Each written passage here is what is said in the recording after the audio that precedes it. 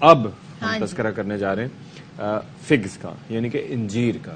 انجیر کے کیا فوائد ہیں؟ ظاہر ہے کہا جاتا ہے کہ جی فائبر کنٹینٹ بہت زیادہ ہوتا ہے، وائٹامن بی ہوتا ہے، کانسٹیپیشن کے لیے کہا جاتا ہے کہ بھگو کے اگر ان کو استعمال کیا جائے تو وہ بڑا فائدہ مند ثابت ہوتے ہیں، اور بھی کئی ان کے فوائد ہیں اور جن کے حوالے سے ہم بات کر سکتے ہیں، اور جسمانی کمزوری بھی یہ دور کرتے ہیں.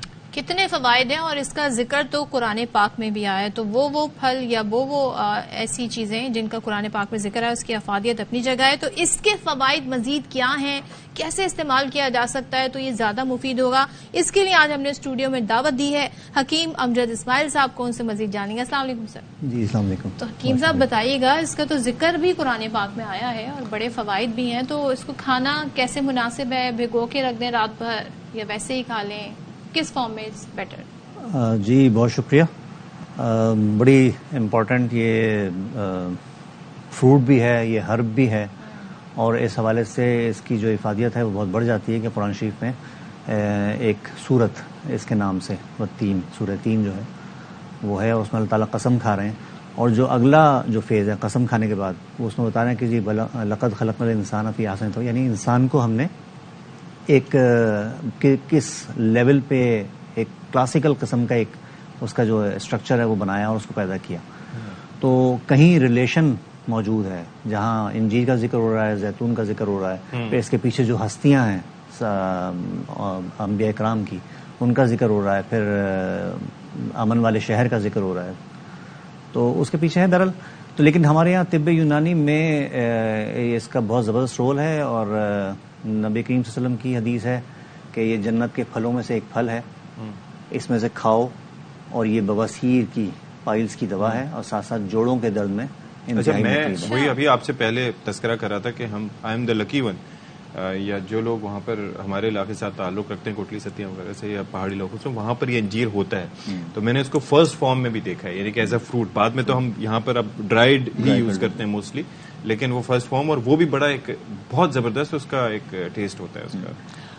اگر وہ والی چیز وہ انجیر آپ کو ملتی ہے جو فروٹ فارم میں کمپلیٹ ہے، تو اس میں پھر واٹر کنٹینٹ جو ہے وہ کمپلیٹ ہوتا ہے جو ہونا چاہیے. جی جی. لیکن چونکہ ہم شہروں میں رہتے ہیں، ہمارے پاس وہ والا میسر نہیں ہوتا، تو ہمیں ہمیشہ انجیر کو پانی میں بھگو کر پراپر اور اس کو استعمال کرنا چاہیے. ساتھ ساتھ پانی کا جو انٹیک ہے اس کے ساتھ وہ بھی بڑھا دینا چاہیے. اچھا، وہ کیوں؟ کیونکہ اس میں ڈائٹری فائبر ہوتا ہے، اور ڈائٹری فائبر کو ایبزارپشن کے لیے پانی کی بہت ضرورت ہوتی ہے. اچھا، یعنی کہ ہمیشہ جب بھی استعمال کریں تو اس کو بھگو کے ہی کریں؟ بھگو کے، ڈرائی نہ ویسے بھی کھا سکتے ہیں، لیکن پھر پانی کا انٹیک بھی بڑھا دیجیے. Okay okay okay. تو یہ ایک اس کا وہ ہے. پھر ہم مختلف چیزوں میں چونکہ کیلشیم انرچ ہے. اچھا، پائلز کی ہم نے بات کی، بواسیر کی، اس کے پیچھے روٹ کاز جو ہے وہ کہیں جو نظر آتا ہے بہت زیادہ، وہ ہے قبض، کانسٹیپیشن.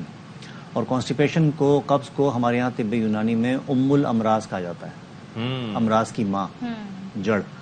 یعنی 3 دن 4 دن کے بعد کسی کو اسٹول پاس ہو رہا ہے اور وہ ڈرائی فارم میں ہے، اس کا واٹر کنٹینٹ کہاں گیا؟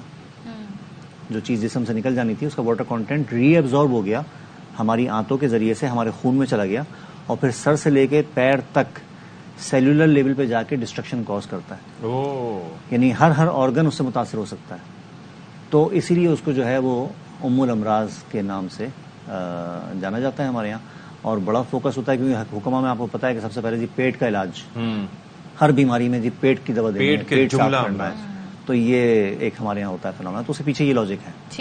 ٹھیک ہے، تو یہ بہت ضروری ہے. پھر دوسری چیز بتائی جوڑوں کے حوالے سے، تو یہ ایسڈس کی ریڈکشن میں بہت اپنا ایک رول پلے کرتا ہے. جو نقرس جو گاؤٹ کس کو ہم کہتے ہیں، یورک ایسڈ کے بڑھ جانے سے چھوٹے جوڑوں کے جو درد ہیں، اس میں اس کا بڑا اچھا رول ہے. اور جنرل اس کے پتا سمپل ہلکا سا گرم کر کے اس پہ، تو جہاں پینفل جوائنٹس ہوتے ہیں اس پہ باندھا جائے تو وہ ایک اچھا اس کا افیکٹ آتا ہے پین کلر کے طور پہ. کتنی تعداد میں اگر کھانا چاہیں تو کتنا کھا سکتے ہیں؟ ڈائبٹک پیشنٹس کو تو میں سجیسٹ کرتا ہوں 2 انجیر پانی میں بھگو دیں اور اس کا پانی پھینک دیں، شوگر کافی حد تک کم ہو گئی.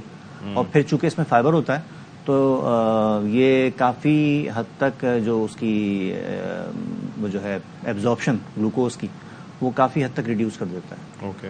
تو وہ کھا سکتے ہیں. اور وہ چونکہ نیوروپیتھی ہو رہی ہوتی ہے، کمزوری ہو رہی ہوتی ہے ڈائبٹیز مریض کو، تو وہ اس کے لیے بہت اچھی چیز ہے. یہ اس سے اوائڈ نہیں کرنا چاہیے فروٹ سمجھ کے. اچھا. اور ویسے کوئی اسموتھیز وغیرہ اس کی ٹرائی کر سکتے ہیں ہم لوگ مختلف چیزوں کے ساتھ اس کو ملا کے فروٹس کے ساتھ یا نہیں کرنا چاہیے؟ بالکل نہیں. فروٹس کے ساتھ اچھا اگر کسی دوا کے طور پہ کھا رہے ہیں تو پھر تو اس کے جو فائدے لینے ہیں وہ تو آپ سنگل لیجئے.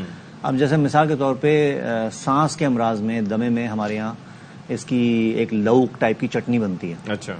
اس میں ملیٹھی بھی ہے, اس میں انجیر بھی ہے, اور اس میں جو ہے وہ برگ بانسا اور اس ٹائپ کی چیزیں بھی اس میں شامل ہوتی ہیں. تو وہ ہم اس طرح ملا کے دے رہے ہوتے ہیں, تو اس کے اپنے فوائد ہیں.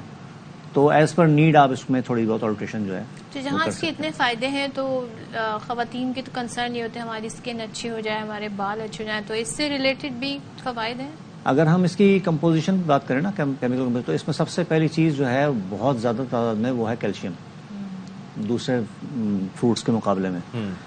اور کیلشیم کو ایبزارب کرانے کے لیے جو اس میں دوسری چیز ہے وہ ہے فاسفورس. آئرن اس میں کم ہے, لیکن آئرن کے پریکرسرز جو چیزیں آر بی سیز کی پروڈکشن میں کام آتی ہیں جیسے کاپر ہے, جیسے زنک ہے, وہ اس میں بھی اچھی خاصی تعداد میں موجود ہیں. تو یہ پریگننسی میں بھی خواتین میں جو اینیمک ہوتی ہیں وہاں بھی یہ ایک اچھا اپنا رول پلے کرتی ہے. اوکے. تو کھانا چاہیے. پھر اس میں جتنے بھی یہ منرلز ہیں, یہ اس کے خاص طور پہ زنک کی میں بات کر رہا ہوں. جب آپ نے بات کی نا اسکن کی, تو ناخون, بال اور اسکن, اس کے لیے زنک سے اچھی کوئی چیز نہیں. لوگ تو ٹیبلٹ کھاتے ہیں, ٹیبلٹس کھاتے ہیں اس کے لیے. تو نیچرل فارم میں اگر آپ بچوں کے لیے, وہ جن کو بچوں کو اسہال کی شکایت وغیرہ ہوتی ہے ان کے لیے بھی زنک کے میرے خیال میں سیرپ وغیرہ بھی ہوتا ہے. اگر اس کی کمی سے ایسا ہو رہا ہے تو بالکل ہو سکتا ہے, دیا جا سکتا ہے. چھوٹے بچوں میں زنک کی کمی سے بڑے مسئلے. لیکن چونکہ یہ تھوڑا سا لگزیٹو ہے, آنتوں کو تیز کرتا ہے, اور ہم نارملی قبض کشا کے طور پہ بھی اس کو استعمال کر رہے ہوتے ہیں, تو وہاں تھوڑا سا خیال رکھنا ضروری ہے. تو یہ کڈنیز وغیرہ کے یا یورین ٹریک کے لیے کچھ اس کا فائدہ ہوتا ہے؟ ڈائیورٹک ہے, لہٰذا یو ٹی آئی جو انفیکشنز ہوتے ہیں, پیشاب کے امراض, اس میں بہت اچھا رول پلے کرتا ہے. یہ لتھوٹرپٹک ہے, یعنی پتھری کو توڑنے میں اس کا ایک رول ہے. اچھا. اور ہمارے یہاں پریکٹس ہے, بہت سارے طبہ کرتے ہیں کہ اس کو سرکے میں بھگو کر اس کا استعمال جو ہے وہ پتھری کو آہستہ آہستہ آہستہ ریڈیوس کرتا ہے. یہ وہ والا نہیں ہے کہ بہت تیزی کے ساتھ پتھری کو نکال رہا ہے تو اس سے کمپلیکیشن ہوتی ہے, نہیں, بلکہ یہ اس کی ساخت کو کمزور کرتا ہے, توڑتا ہے, پھر آہستہ آہستہ اس کو ریموو کراتا ہے. Thank you so much. Thank you so much. Amjad Ismail صاحب ہمارے ساتھ موجود تھے. اور